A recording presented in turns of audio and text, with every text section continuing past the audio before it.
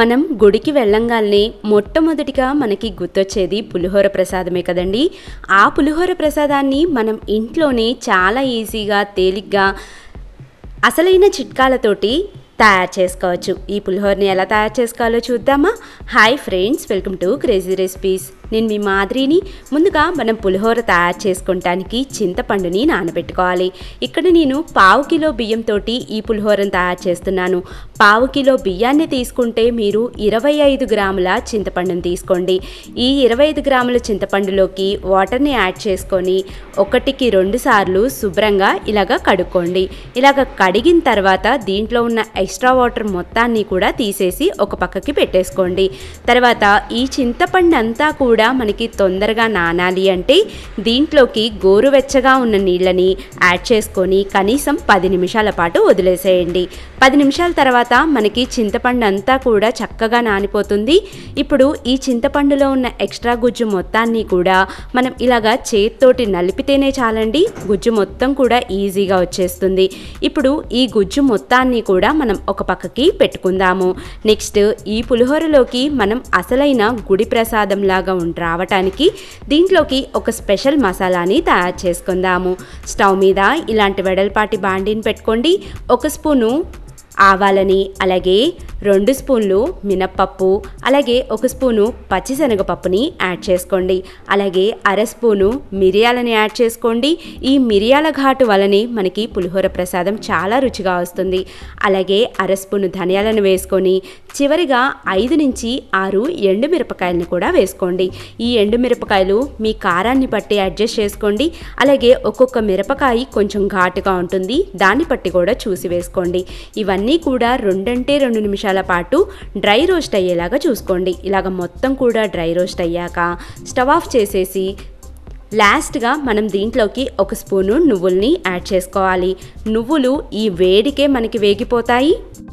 ఇలాగా మనకి మొత్తం వేగాక స్టవ్ ఆఫ్ చేసేసి వీటన్నిటినీ కూడా మనం వేరొక ప్లేట్లోకి తీసి పక్కన పెట్టుకుందాము. పూర్తిగా చల్లారేలాగా చూడాలండి.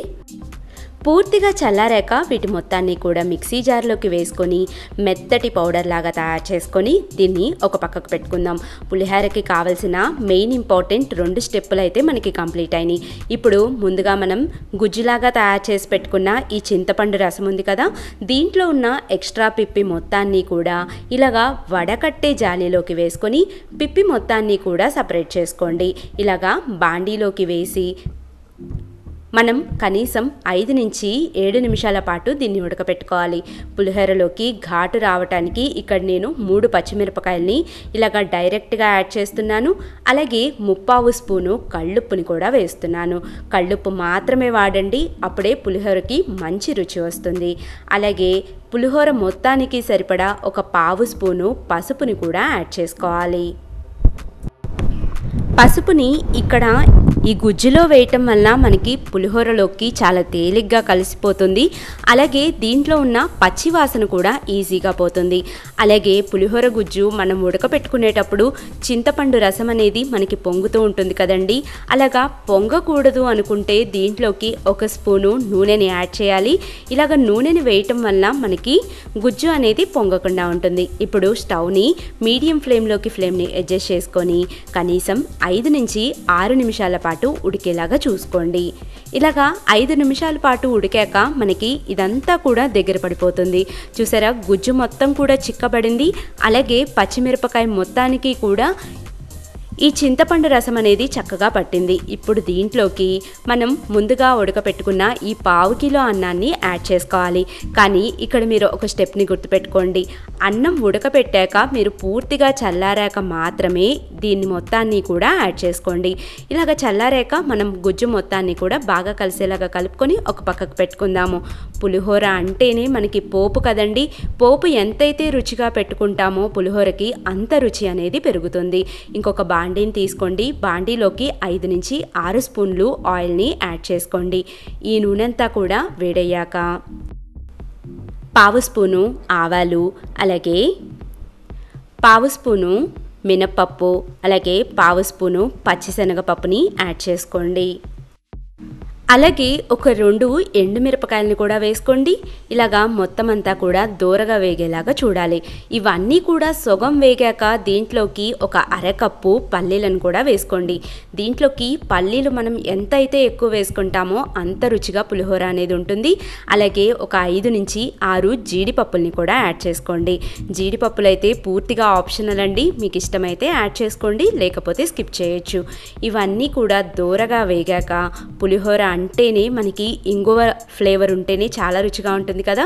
చివరిగా ఒక పావు స్పూన్ ఇంగువను వేసేసి స్టవ్ ఆఫ్ చేసేయండి. స్టవ్ ఆఫ్ చేసిన తర్వాత దీంట్లోకి ఒక స్పూన్ జీలకర్రని, 4-5 రెమ్మలు కరివేపాకుని వేసుకోండి. జీలకర్ర ఎప్పుడూ కూడా పులిహోరలోకి వేసేటప్పుడు వేడిగా ఉన్న నూనెలోకి యాడ్ చేయకూడదు. వేడిగా ఉన్న నూనెలోకి కనుక మీరు జీలకర్రని వేస్తే జీలకర్ర మొత్తం కూడా పూర్తిగా చేదుగా అయిపోతుంది.